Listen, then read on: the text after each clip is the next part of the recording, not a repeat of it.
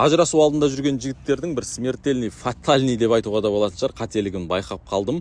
Ажырасайын деп бөлек тұрып, әйелі төркініне кетіп қалып деген сияқты жағдайларда бір келіншегіне бір тиын да бермей қаржы жағынан қинағысы келеді. Сондағы бір өзімізше шығарған бір сұмдық стратегиямыз, ақша жағынан қысылса болды, ертең-ақ жаңағы мой повелитель, простите меня деген сияқты сүмірейіп, сүмпейіп, жаңағы тізерлеп кеп кешірім сұрап отырады әйеліміз деген сияқты.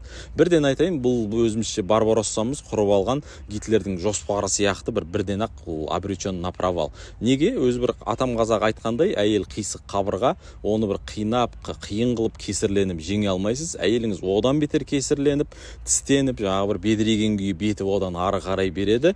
Керісінше сізсіз өмір сүре алатынын, тіпті сізсіз лучше живется екендігін дәлелдеу үшін тістеніп алып алға ұмтыла береді. Өзі ақша тауып, өзінің жағдайын өзі жасап деген сияқты өмір сүріп кете береді. Яғни әйел бізсіз өмір сүре алатынын просто дәлелдеу үшін ақ бізбен ажырасып кете салады жігіттер. Сондықтан ішкі шын бір ниетіміз ажырасу болмаса, келіншегімізге бұлай қиын қылмай қояйықшы. Әйел тәрбиелеудің, әйелмен жақсы мәміледе болудың басқа жолдары өте көп.